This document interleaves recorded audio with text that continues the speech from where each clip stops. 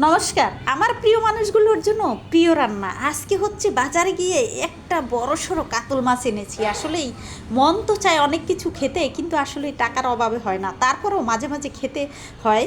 তো দেখুন, বিশাল বড় একটা কাতলা মাছ নিয়ে এসেছি। কাতলা মাছটাকে সুন্দর করে আঁশ তুলে এই দেখুন কাটা শুরু।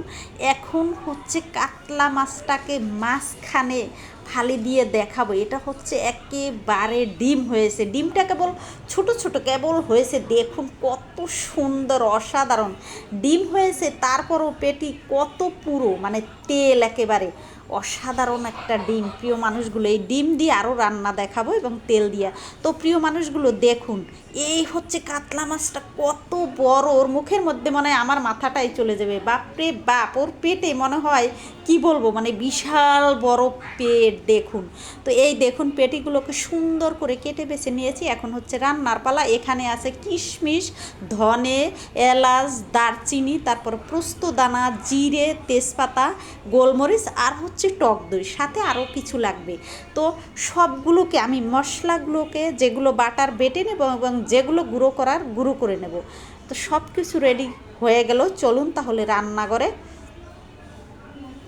ফাঁকে একটু বেটেও নিলাম প্রিয় মানুষগুলো। আমি তো আসলে আপনাদের বাটা দেখাতে পারি না, এর কারণ হচ্ছে আমার রান্নাঘর ছোটে। এই দেখুন সব কিছু সুন্দর করে বেটে নিয়েছি এবং কিছু কিছু জিনিস হচ্ছে গুঁড়ো করে নিয়েছি।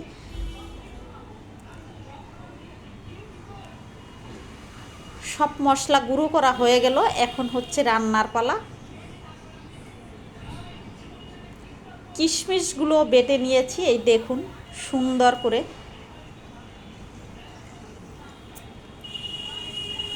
এখন হচ্ছে পোস্তদানা দিয়ে আমি হচ্ছে একটা কাঁচামরিচ দিয়ে সুন্দর করে বেটে নেব। একেবারে সামান্য একটু পোস্তদানা আসলে ঘরে ছিল, তো সেটাও একটু মাছের স্বাদ বাড়ানোর জন্য বেটে নিলাম।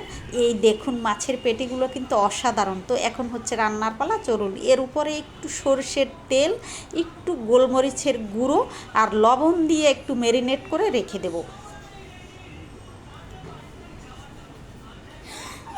ম্যারিনেট করে একটু ঢেকে রেখে দিয়েছিলাম, 10 থেকে 15 মিনিট হয়ে গেছে। এখন হচ্ছে ভাজার পালা। আমি চুলোতে কড়াই বসিয়ে দিয়েছি, কড়াই গরম হয়ে গেছে, দিয়ে দেবো একেবারে খাঁটি মাস্টার অয়েল। গরম হয়ে গেছে, দিয়ে দেবো মাছগুলো। এপাশ ওপাশ করে একেবারে লালচে করে ভাজতে হবে। সুন্দর করে ভেজে নিয়েছি। এখন হচ্ছে সেই তেলে দিয়ে দেবো হচ্ছে তেজপাতা, গরম মশলা, তারপরে হচ্ছে এলাচ, সাথে দিয়ে দেবো সব মশলা বাটা, জিরে, ধনে, শুকনো মরিচ, সব কিছু বাটা দিয়ে একটু কষিয়ে দিয়ে দেবো শুকনো মরিচ বাটা।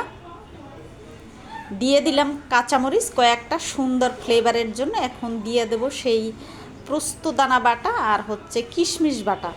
একটু মশলা কষানোর জন্য দিয়ে দিলাম জল। এই দেখুন একেবারে সুন্দর কষানো হয়ে গেছে, তেল ছেড়ে দিয়েছে। এখন দিয়ে দেবো ম্যারিনেট করা টক দইটা। তো টক দইটা দিয়ে সুন্দর করে কষিয়ে দিয়ে দেবো জল, স্বাদ মতো লবণ। ঝোলটা সুন্দর করে ফুটে উঠেছে।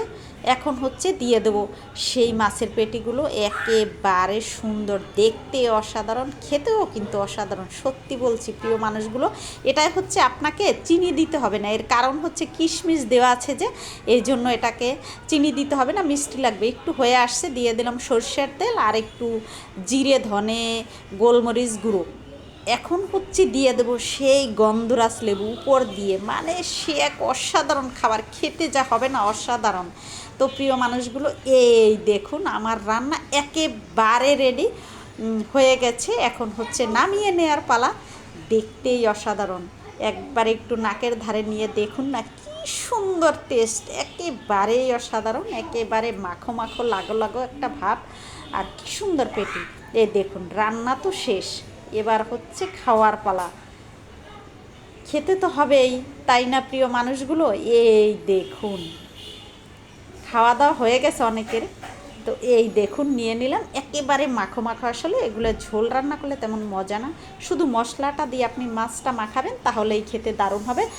তো খেয়ে নেবেন, খেতে কিন্তু অসাধারণ। ও একেবারে জোস, খেতে যা লাগছে না। আর মাছটা দেখুন তো এত সুন্দর, ভিতরে তেল, একেবারে চর্বি, অসাধারণ।